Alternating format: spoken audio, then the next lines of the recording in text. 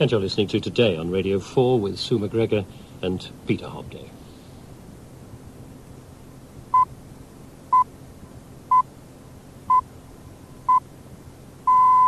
It's 7 o'clock on Monday the 24th of January. Tributes are pouring in to Brian Redhead, who died yesterday. The British general is taking over command of UN forces in Bosnia amid growing concern about the peacekeeping mission. The route of the Channel Tunnel rail link is likely to be announced this afternoon, and children are being urged to look after their hearts and take more exercise. Today's newsreader, Astley Jones. Leading politicians and members of the public have been paying tribute to one of Britain's best-known broadcasters, Brian Redhead, who died yesterday at the age of 64. He'd been taken ill before Christmas and failed to recover from abdominal surgery. The Prime Minister, John Major, said he would be greatly missed. This report from one of his colleagues on this programme, John Humphreys.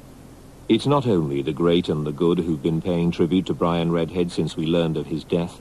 Here in Broadcasting House, the phones have hardly stopped ringing. Call after call from ordinary listeners who couldn't quite believe that they'd no longer be hearing his voice in the morning. A national loss, said one. I've lost my breakfast partner, said another. We've lost a friend. Life will never be quite the same again, said a third. And so it went throughout the night. Many of them said what they liked most about Brian was his ability to cut pompous politicians down to size. But the politicians themselves, with whom Brian had had so many tussles over the years, paid their tributes too. John Major, he was a man with an ever-present twinkle in his eye. John Smith, a superb radio broadcaster, a much-loved British institution. Paddy Ashdown, Britain has lost its voice of the morning. David Blunkett, the blind MP, he always made sure he asked about my dog. He saw the human side in every story. And from church leaders, he served the nation as a Christian. The one consistent theme throughout it all was summed up in this tribute faxed to us in the small hours. His humour and his compassion shone through in everything he did. Our public life will be the poorer for his passing. The outspoken Belgian General Francis Briekman will hand over command of United Nations forces in Bosnia to a veteran of the Falklands War later today. Lieutenant General Sir Michael Rose will take over at a time of growing frustration within the UN Protection Force that it has been given neither the means nor the authority to carry out its peacekeeping mission. If you want to drop a word in the ear of the nation, this is the place. Well, that's what Brian Redhead used to say about this programme, and Brian simply loved doing that, to the delight, or sometimes to the fury of his listeners. For most people, Brian was Today, and its tone, its contents, and what sometimes seemed to be its opinions were attributed to Brian, even when he wasn't there. Margaret Thatcher, when she was Prime Minister, was a daily listener, so we were told. We were also told she didn't always like what she heard. John Humphreys asked Lady Thatcher about her relationship with Today and with its best-known presenter. I first met him when I was made Leader of the Opposition, and I was travelling around in Manchester, and he reported me then, and he was cheerful, he was ebullient, he was constructive. Ironically enough, it was also with him that I did my last interview on Today. It was, in October, about my own book. I enjoyed it. It seemed to me it was just two people of a similar age just remembering things which were part of our own history. Brian was always true to himself. He was true to his roots, and he was true to his faith. I shall miss his voice very much. Yes, he had a strong faith that was increased, oddly enough in some ways, by the death of his son. I think when you have something that really matters, then your faith does increase. How did you find him? Because, of course, you listened to him. At least I hope you listened to the programme during your years as Prime Minister. Oh, he was stubborn. He could be difficult, but I didn't mind that. I can be stubborn and difficult. So it was two of a kind. That's what it's about. But he was never, I found him never unfair. I found the breadth and depth of his knowledge quite remarkable. And there was always a philosophy beneath it. It might not always have been a philosophy I shared, but strange enough, sometimes it was. So you didn't sit in number 10 during those years listening to the programme and saying, oh, that man, he's making me cross? No, I didn't. I knew that in the job that I was doing, one would be criticised. I mean, there's no point in putting yourself in the front line in politics and then worrying when you're shot at. now and then, I remember, was he on the programme when I rang you up? Yes, he I was. heard you pontificating. Mr. Gorbachev couldn't come because there had been this terrible earthquake in Armenia. He was in the United States. And some of you were saying to one another, I wonder what the Prime Minister thinks. And I thought, won't bother you lot, I'll ring up. It took me a few minutes to get through because they thought it was a hoax. That's right. We couldn't quite believe it. Yes, absolutely. I just picked up the telephone to the number 10 switchboard and said, get me the Today programme. and then we came in, and it had been a terrible earthquake. And so, of course, when something like that goes wrong, you always understand, as we understand now, how his family will be feeling. And you'll miss him? I will miss him. I'll miss his voice. It was always cheerful. Whatever he said, it was always cheerful. Lady Thatcher, thank you very much indeed. Thank you. And the time is just coming up to 13 minutes past 7. Well, John Timpson worked alongside Brian here on Today longer than any of us. Indeed, I think it's fair to say that they were the partnership which gave this programme its special tone, its special place, if you like, in the nation's affairs. John is on the line now from Norfolk. John, good morning. Good morning, Peter. What would you like to say, John? Well, I think first I'd like to say that I'm thinking very much of Jenny and the family at the moment. We've heard a great deal about Brian's public life, but of course he was a devoted family man as well. And I think our heart goes out to the family. They've had a very difficult few weeks, but perhaps it is some small consolation to them to know that this sense of loss is shared by literally millions of people this morning. Must be a very special sense of loss for you, John, because Timpson and Redhead, I mean, these were the names, weren't they, that everybody talked about? Well, it was a rather bizarre combination, really, because two complete opposites brought together for the first time.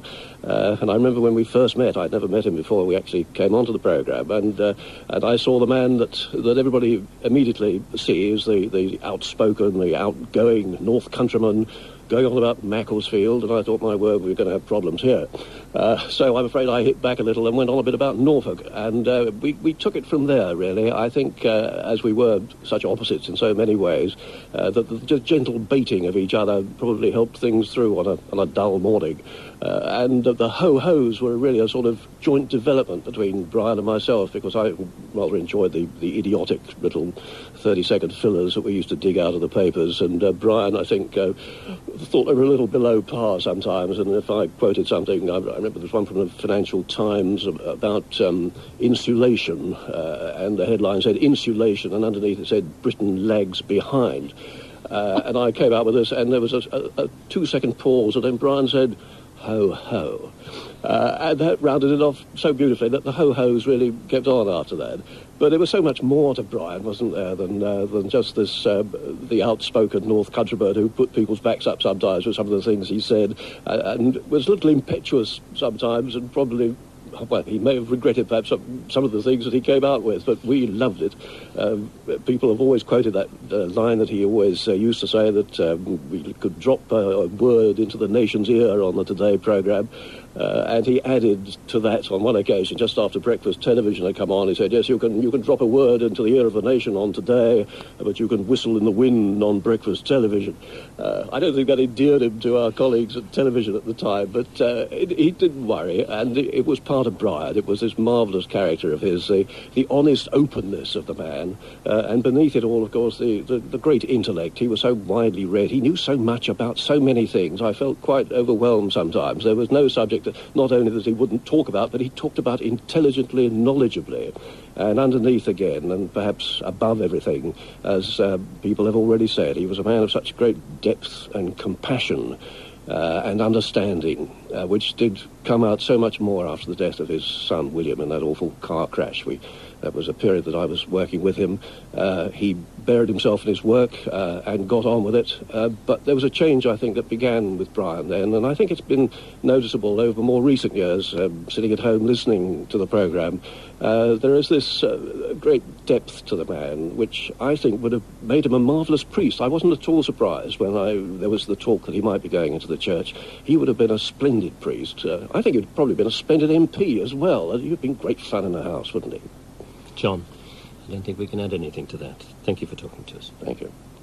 17 minutes past 7 now. The outgoing commander of the United Nations Protection Force in Bosnia, Lieutenant General Francis Brickmont, has again criticised the UN operation in the former Yugoslavia.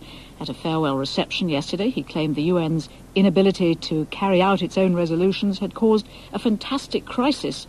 Well, today the British General Sir Michael Rose takes over the UN peacekeeping force, but if recent history is anything to go by, it may be a short tour of duty. Another top UN soldier, General Koch, the overall commander throughout the former Yugoslavia, is also leaving his post early. So what happens to all these generals and why? Our UN correspondent John Lyne investigates. There's a certain inevitability about it. They come in as unknown, obedient military officers, and within a few months they're lashing out on all sides. The BBC's Martin Bell has seen all the UN commanders come and go. I think they all undergo much the same process. It is trial of ordeal by frustration. They've never done anything like it before. It is extremely political. They have to be adept negotiators, brilliant administrators. They have to be ambassadors at large. It requires a wide range of skills, and they are under attack all the time, whether or not they put a foot wrong. The man to set the pattern was the first UN commander in Sarajevo, General Lewis Mackenzie, who remembers the frustration of the job. You are staring into the eyes of people who are suffering. It's really hard to grab them by the scruff of the neck and say, I'm really sorry, but our mandate here doesn't permit us to do any more. And not only do the generals get blamed by the local population, they get blamed by the rest of the world as well, as the former head of UN peacekeeping, Sir Brian Urquhart, explains. These guys are the people who are really sort of symbolizing the failure to find a solution, and yet they're the only people who are actually doing anything. And Sir Brian Urquhart knows just how annoying it can be when what the Security Council is doing appears to bear no relation to what's actually going on in Bosnia. It is very frustrating for soldiers in the field to be the recipients of these large diplomatic documents out of the Security Council, which really mean very little on the ground. It's not just the orders coming from New York that are annoying. The bureaucracy can also drive peacekeeping commanders to distraction. General Mackenzie is perhaps best known for his advice to his colleagues not to ring headquarters after 5 o'clock on Fridays or at weekends, because, he said, there was no one to answer the phone. But he remembers when he did get through to a UN official in the middle of the night once. I said, this is General Mackenzie, and he said, where are you? And I said, I'm with UNPROFOR. And he said, what country is that in? And I explained it was the former Yugoslavia. And then he said, and where are you exactly? I said, I'm in Sarajevo. And I'd been there at that stage for about 4.5 months. And he said, what do you do? And before I said I command the organization, I hung up. That highlights a more fundamental problem, according to the retired general and expert on peacekeeping, Sir David Ramsbottom. Many people realize that the United Nations organization was simply not designed to conduct this type of operation. And I suspect that because you may feel as a commander that you're not actually being given the sort of support that you would expect if you were in command of national forces, you tend to lash out. So will General Sir Michael Rose start lashing out? Martin Bell reckons that should become clear pretty quickly. General Rose, by all accounts, is a pretty tough character. He has a reputation as a can-do general. That is, he is not the kind who is going to be reactive to events. He's going to try to shape events. My guess is that he'll either do that and make a big impact, or he'll get out quite fast. Martin Bell ending that report by John Lyne. The time is 20.5 minutes past 7. The bill to replace sickness and invalidity benefit with a new incapacity benefit receives its second reading in the Commons today. But organisations representing disabled people say many are already being refused payments, even before the legislation comes in. And at least a year before any changes will be made. With me is Anne Abraham, Chief Executive of the National Association of Citizens Advice Bureau. Tell me some of the problems. Well, CAB are being inundated at the moment with people who've had their invalidity benefit withdrawn on the grounds that they're being considered capable for work. But the vast majority, when they go to appeal, are actually having that benefit reinstated, which obviously suggests that it was wrongly withdrawn in the first place. And some of the suggestions about the sort of work that people should do are really quite bizarre and would be laughable if it weren't for the anxiety and distress that's being caused. Have you any particular cases in mind? Well, I think the one that stands out from the long list that we have available is a man in his late 50s who was forced to give up work because of respiratory and eyesight problems. And it was suggested he could be a motorcycle dispatch rider. He hasn't got a driving licence. He's never ridden a motorbike in his life. What do you think lies behind this? Is this over-officiousness by the bureaucracy, trying to score brownie points? Well, I think probably what the DSS, the Benefits Agency, would say is these are administrative changes, but they are not having administrative results because people are suffering real loss of income, and in many cases, when they go to appeal, it's being found that the benefit was wrongly withdrawn. Well, Sue is about to talk to the Minister. I mean, what would you want to hear from the Minister? Well, I'd like a commitment from the Minister that he'll give instructions to the Benefits Agency to stop these backdoor changes prior to the legislation having gone through Parliament. And I'd like some reassurance that when the legislation does come in, it will actually be grounded in reality, and the capacity for work test will actually take into account the reasonableness of people's ability to work. And Abraham, thank you. Well, 23 minutes past 7, and on the line is the Social Security Minister, Nicholas Scott. Mr. Scott, it seems that the benefits agencies are preempting new legislation by withdrawing benefit, and on appeal, that benefit seems to have been wrongly withdrawn. Well, that's not true, of course. It's said that the vast majority of cases are overturned on appeal. That's not true. Of the total caseload, it's about 0.33% of cases that are revised on appeal in favour of the recipients. But I think it's important to remember what this benefit is for. It is to provide benefit and support from the social security system for people who are incapable of work. That's what the existing benefit is designed to do. But it is not succeeding in that at the moment because over the years all sorts of other factors have been taken into account other than incapacity for work. Well, the new benefit, if this bill becomes law, will cut back on benefit, but there are accusations that even before the bill comes out, there are backdoor changes. That's what Anne Abraham called them. No, I don't think it's true. I think that in April of last year, we introduced some administrative changes to ensure that the existing benefit was being properly applied to the greatest extent that we could within the existing law. Was that a sort of new guideline to the benefits agencies? Well, not in terms of the example, for example, that Anne gave, and she knows the respect I have both for her and for the Citizens Advice Bureau, but simply in order to make sure that it was those that were really entitled to the benefit because they were incapable of work and not signed on by GPs who, through no fault of their own, had begun taking into account all sorts of social and other factors when deciding whether or not to sign people on for this particular benefit. But as you'll know, Minister, there are not only complaints about what's happening to the benefit currently, but when it changes, it's going to be paid, say, the Spastic Society at a lower rate than invalidity benefit. People are going to have to wait longer before being eligible, and they're going to be asked to perform specific tasks which aren't entirely relevant. Well, no, I don't. Well, all this will be settled by Parliament. As far as the objective medical test, which I believe is the right criterion that should be applied when you're deciding whether somebody should get this particular benefit, there are, after all, other benefits for other conditions, then it is right that the conditions should be there. We are consulting widely with the organisations of and for disabled people, for example, so this is not set in stone. A range of medical and other experts to ensure that this test will be a realistic one. So you could, if there's sufficient anxiety expressed to you, you might be prepared to change the test. What we have put forward are proposals. We've circulated about 4,000 documents setting out the details of the test to a whole range of people, and we are awaiting their advice. We'll then be considering that advice when it comes forward. Isn't this really all about saving money? No, it's not. It's about making sure that you have a social security system that does the job for which it was established. This benefit is for people who are incapable of work because of incapacity to do work. If people are unemployed for other reasons, then there are other benefits, such as unemployment benefit or income support, that are available for those people. But this benefit is for a particular and specific purpose, and over the years it has extended beyond that role. What we want to do is to pull this particular benefit back to do that specific job, and of course have other benefits for other conditions. Mr. Scott, thank you. The time is just after 26 minutes past 7. Time for sport. Here's Ian Payne. Good morning, Ian. Good morning. How are you? All right now? Good. It seems there's only one man who can stop Manchester United winning the Premiership title. Blackburn Rovers beat Leeds 2-1 at Ewood Park yesterday. The winner came in injury time, and both goals came from their star. Back now to Jason Wilcox down the Blackburn left. Shearer, Gallagher and Ripley are waiting. Wilcox, ball in! And it's a goal for Blackburn Rovers from Alan Shearer.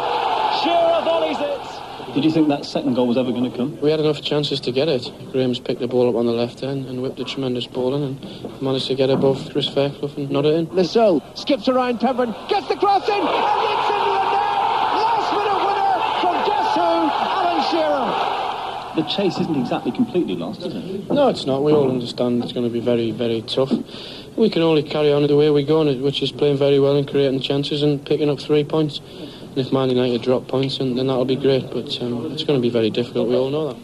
Alan Shearer, his 2 goals yesterday mean that Rovers are 13 points behind Manchester United with 2 games in hand.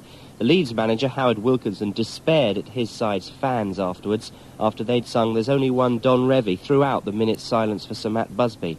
In the First Division, Nottingham Forest and Wolves drew 0-0. Bolton beat Tranmere 2-1. England's first day of cricket in the Caribbean started well. Alex Stewart and Michael Atherton both scored centuries against an Antiguan 11, but then the same old story as England collapsed from 275 for 2 to 340 for 7 at the close. Our correspondent Jonathan Agnew told me more. But it all started very well indeed against the inexperienced attack. Whitmore Quinn looked anything but mighty. Randy Challenger looked decidedly impotent, and Jensen Joseph kept bowling a string of no balls. So Atherton and Stewart put together an excellent opening stand of 183 before Alex Stewart had to retire hurt. He's got a slight hamstring strain. It isn't thought to be serious. He made 100 and Mike Atherton 108. But then, yes, a really disappointing collapse. 4 wickets in 7 balls without a run being added. Thorpe made 1, Robin Smith 29, Graham Hicks 10, Hussain 0, Russell 0 and Salisbury 8. So you could argue, I suppose, the same old story. How good is this Antigua team? It's not their first team, is it? No, they're very enthusiastic. Basically, this is the Antiguan second 11, I would say. They're just promising youngsters who ran in very hard. Their bowlers bowled the occasional quick ball, but their direction certainly was lacking. That's the news on the field. What's happened to Chris Lewis off it? Well, it's another interesting Chris Lewis story. He's had to withdraw from matches before with a variety of complaints. This is a new one in that recently he's shaved all his hair off. The Marvin Hagler look. In fact, Devon Malcolm did it for him. And he's been walking around looking very smart, but without wearing any headgear. So he woke up this morning suffering from sunstroke, and he's now been ordered, having seen a doctor, either to regrow a good healthy crop of hair or to wear a hat in the future. So he missed out on this game. Jonathan Agnew in Antigua. Well, just like last year, next Sunday's American Football Super Bowl will be between Dallas and Buffalo. Buffalo beat Kansas last night. Dallas beat San Francisco. At the Australian Open tennis this morning, Stefan Edberg is through to the quarterfinals. Sweden's Anders Forsbrand won the Moroccan Open golf. And our racing tips at Leicester, the 3:30, number 2, To the Woods. Wolverhampton, 3:45, number 1, Sea Devil. What of the weather? Well, if you haven't stuck your head out yet, let me tell you it's a fine cold start nearly everywhere. The rain in the southwest is going to move northeast, and the outlook for tomorrow and Wednesday is more rain or certainly showers. And you're listening to Today on Radio 4 with Sue MacGregor and Peter Hobday. The time is exactly 7:30. Let's have a summary of the news now from Astley Jones. Tributes have been pouring in for Brian Redhead, who died in Macclesfield District General Hospital last night. Speaking on this programme, Lady Thatcher said he was never unfair. He was true to himself and to his faith. She would miss his voice very much. The Bishop of Southwark, the Right Reverend Roy Williamson, said Brian Redhead had served the nation as a Christian. The outgoing commander of United Nations forces in Bosnia, Lieutenant General Francis Brickmont, has said the peacekeeping operation there is in crisis because the UN has failed to implement its own resolutions. General Brickmont said the job was becoming impossible, and he criticised UN reluctance to use air power to defend its peacekeepers. Later today, a British Army officer, Lieutenant General Sir Michael Rose, will assume command of the operation. The capital of Lesotho, Maseru, has been calm overnight following heavy fighting between rival army factions. At least 3 soldiers opposed to the government are reported to have been killed in an artillery and mortar exchange across the city yesterday. The search for an overall peace settlement in the Middle East resumes in Washington today, when negotiators from Israel and 3 Arab states, Syria, Lebanon and Jordan, get together after a 5-month break.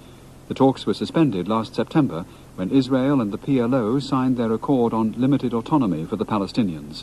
Hopes for a breakthrough have risen following recent talks between President Assad of Syria and President Clinton. The Governor of Hong Kong, Chris Patten, will hold talks in London today with John Major and other senior cabinet members on his proposals for greater democracy in the territory. It's thought likely he'll receive their full backing. In Hong Kong itself, the colony's Executive Council is believed to favour the introduction of the more comprehensive democracy plans, rather than a package Mr. Patten subsequently watered down in the face of opposition from China. The government is preparing to disclose final details of the route for the rail link between London and the Channel Tunnel. The announcement will affect thousands of people in Kent, Essex and London. Many have demanded extra protection for the environment, and they'll discover whether they've been successful. 28 minutes to 8. Those of us who knew Brian Redhead well are still trying to get used to the idea that we won't see him again or sit next to him in this studio throughout 2.5 hours or so of live broadcasting. It seems hard to believe he won't come bustling through the office door in the early hours, thoroughly cheerful when the rest of us weren't, unbelievably eager to find out what we had in store for the whole nation. John Humphreys now looks back on the career of a man in whom journalism and radio had made such a happy match. We all knew him as the man from Macclesfield. He'd hardly let us forget it, but Brian was born in Newcastle 64 years ago, the son of a professional boxer. He loved to tell how his father was eventually beaten by Cast Iron Casey, the Sunderland assassin. It's hard to imagine Brian ever having been anything but a journalist, and he wasn't. He started on the Whitley Bay Seaside Chronicle. He didn't really trust any journalist who hadn't worked on a local paper. And then, after national service, he went to Cambridge. He'd been a rebel in the army, he went AWOL in Malaya, and he was a rebel at university. He thought the questions in part 2 of his final exams were stupid, so he wrote about what he wanted to write about. The examiners did not approve. Then, 40 years ago, he joined the Guardian, the Manchester Guardian as it was then. He became a close friend of the man who was many years later himself to join the BBC as political editor, John Cole. Well, he just was an extremely innovative and original newspaper man. I mean, full of excitement and fun. I remember him as principally for his contribution to The Guardian as features editor. He really created the features pages there, and he got good writers, and he had exciting layout. In many ways, he created the kind of feature pages that enabled The Guardian, when it took the difficult step of extending itself into a national paper, was printing in London, and there was a very bad economic storm hit it. It was those pages, among other things, the pages that Brian Redhead created, that enabled it to survive that storm. But I must say, I also remember him just as a great friend and a great human being. I mean, a man of great faith and strong beliefs, and we all mourn him. Brian had already performed on the wireless. He played his clarinet on a talent show when he was still in school. But now he started talking on it, and he was to keep talking on it for the rest of his life. The programme was called A Word in Edgeways. It ran for a quarter of a century, and he was immensely proud of it. But he was still working on newspapers. He was appointed editor of the Guardian's stablemate, the Manchester Evening News, the biggest evening paper outside London. But what he really wanted was to edit the Manchester Guardian, and it remained one of his great regrets that he never did. He'd fallen out with the bureaucrats on the Evening News. He was always falling out with bureaucrats. And as he put it, they sacked me. They did us all a favour, because soon after, Brian was offered a temporary job presenting the Today programme, and he had found his journalistic home. He loved it from the start, never more than when he was sent off to foreign parts. He was a natural reporter, his raw curiosity shining through everything he did. That and his childlike enthusiasm, which he never lost. This was Brian thoroughly enjoying himself on his first trip to China in 1986, fluent, unscripted, knowledgeable, and full of fun. I decided that the only thing to do in Beijing was to do what the Beijingers do and ride a bike. So I borrowed one, which was very trusting of the lender, for a bicycle represents a couple of months' wages. I haven't been on a bicycle for 30 years, so if you hear a crash, you will know what has happened. You would imagine, would you not, in a city where 5 million people ride bikes, that it would be a city free of pollution, but it isn't. Partly because of the heavy traffic, the cars and the lorries and the buses, but also because when Mao turned all the little temples into small foundries, he omitted to pass a Clean Air Act, and the smoke from those foundries hangs over the city on bad days. They reckon that if you ride a bicycle in Beijing for an hour, it is equivalent to smoking a packet of cigarettes. although there's a lot of traffic, it's not in any way frightening.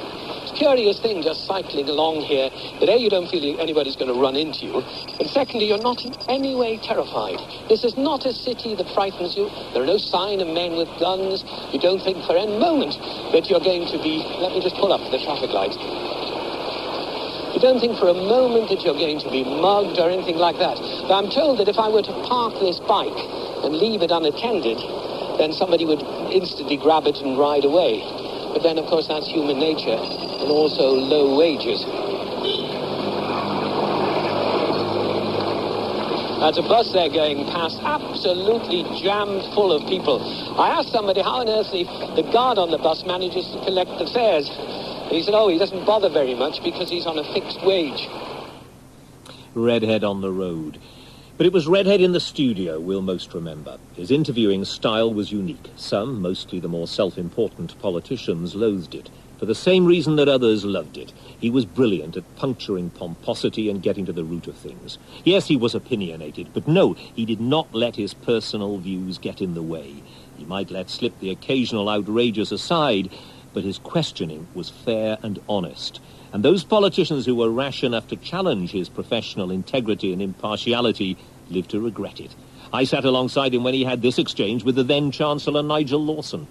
I expect unemployment to go on falling as a result of the policies we are pursuing and as a result of the strength of the economy. Unemployment will go on falling throughout the course of this year. But much of that fall is in the creation of special measures. You may have heard Mr. Hattersley talking about young people being invited to job clubs to play games under the supervision of nursery school teachers. A creation of 2/3 of the new jobs are low-paid part-time jobs. These aren't the real jobs that you used to talk about way back in 1979 and 80.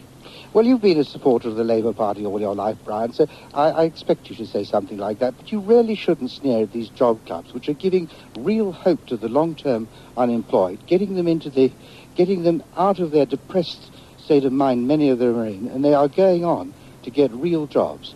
Do you think we should have a 1-minute silence now in this interview? One, for you to apologise for daring to suggest that you know how I vote, and secondly, perhaps in memory of monetarism, which you've now discarded.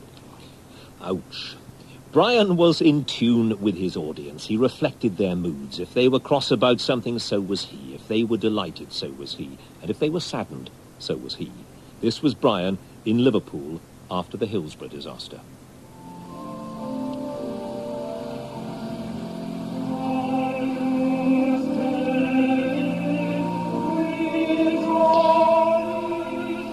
It is Sunday evening in Hope Street in Liverpool. I have just driven here and am sitting in the car outside the Roman Catholic Cathedral, listening to the choir singing as the Mass proceeds. I remember Manchester, the night of the Munich disaster, when people stood in stricken silence in the street, unable to believe it. I remember the night in Rome when the Pope was shot and the congregation gathered in St. Peter's Square, quiet too. And here there is a huge congregation inside the cathedral and an even bigger one outside, quiet, still, wondering. Stricken, yes, the faces particularly of the young girls ashen, but everyone aware that they have come together in their tragedy as they have many times in this city. Religion was important to Brian. He believed that there was more to life than the physical. The death of one of his sons, he once told me, had given him an understanding that he hadn't had before, and in a curious way enlarged his life. His religious programs showed the depth of his understanding. He liked to think of himself as a muscular Christian, and he greatly admired people hewn from the same block. People like the Bishop of Bath and Wells, Jim Thompson, Big Jim, as Brian invariably called him. He sums up well Brian's attitude to his faith. I think it was totally central to his life. He even thought about ordination when he was going to retire. But many of us felt that he was so much stronger as a layman, being a sort of irritant and stimulator of the church. He couldn't bear the sort of neurotic, holy huddle Christianity, which kept itself safe from the world. And he wanted the faith to be expressed in a way that could tackle the realities that were coming to him every morning on the Today programme. For a third of his life, Brian was the Today programme. He always said that for a journalist it was the best job in the world, the perfect opportunity, as he put it, to drop a word in the ear of the nation. After all, there had to be a very good reason to get up at 4 o'clock in the morning, year in, year out. Most of the people in the country who seem to be interested in things and take decisions about things appear to listen to the Today programme. So you feel there's a constituency there, an audience of following the same people there every day. You know that if you've said something stupid or you've gone over the top, they'll say, what on earth's got into him this morning, and forgive you, and you can make amends the next morning. And it's a marvellous job. I think it fits me like a glove. I mean, I say that not meaning that I think I do it well or anything, but I'm happy doing it. I sit there gurgling with happiness and thinking, right, I will now tell the nation what I think about the budget. And so he did, and we shall miss him. Brian died, as you know, yesterday at 20 to 6. If you'd like to write to Brian's family, they've asked that letters should be sent through us here at Today. The address is Broadcasting House, London, W1A 1AA. Time now is just coming up to 17 minutes to 8. Time for the morning's papers. Here's Ashley Jones. The government is challenged over the forthcoming tax increases on many of the front pages. The Daily Mail reports that some backbenchers are warning that failure to reverse the increases in the next few years could cost the Tories the next election. In its leader column, The Times says the recovery will slow down in April when the government will stand accused of economic incompetence and dishonesty on taxes. According to The Guardian, the tax burden has been loaded onto middle and low-income voters, and people are now paying the price of trusting the Conservatives to keep their promises. A front-page report in The Independent alleges the government is turning a blind eye to a scheme to supply mercenaries and arms for the war between Armenia and Azerbaijan. It says a British-based company is negotiating a deal with the Azeris, even though there's an arms embargo against Azerbaijan. The report says Russian aircraft are on standby to take mercenaries into the area. The Mirror has a report on other Britons leaving the country for work. It says jobless builders, carpenters and other workers are being treated like slaves in Germany, working a 60-hour week for half what the locals are paid. The paper says the workmen are exploited by agents and have to live in squalid conditions because of their low pay. Britain's idea of itself as philanthropic nation is thrown into doubt by a new study reported in the Financial Times. The paper says people in other Western countries dig deeper into their pockets. A British charity supporter apparently gives £2 a month, a sixth of the amount given by an American. The popularity of the various members of the royal family is put in the spotlight by Today, which carries a poll by Mori. The paper says the survey shows that support for the Prince of Wales has fallen dramatically and claims that in 10 years the Prince has gone from being one of the best-liked royals to an also-ran in the popularity stakes, ranked alongside the Duchess of York. The paper says the most popular members are the Queen, the Princess of Wales and the Queen Mother. And finally, there's a happy ending for two people given the least glamorous job in Panto, as reported by the Daily Express. Love blossomed for Barbara Wigley and Don Wolfenden as they put their hearts into playing the front and back ends of Daisy the Cow. This year, when they teamed up again in Aladdin, playing Roger the Camel, Don popped the question, and Barbara agreed to be his permanent other half. Time is 7:45. Thousands of children in Britain care for a sick or disabled relative at home, according to a new report from Loughborough University, and many of them face immense problems. The report says that too many of the children are simply slipping through the social services net. And as Valerie Sanderson reports now, the report also says that more practical support has to be provided if they're to avoid being trapped in a permanent cycle of caring. Do you want to drink? Yes, please. Tea. No, I feel like a cool drink, please. What, do you want some black currant? Yes, please.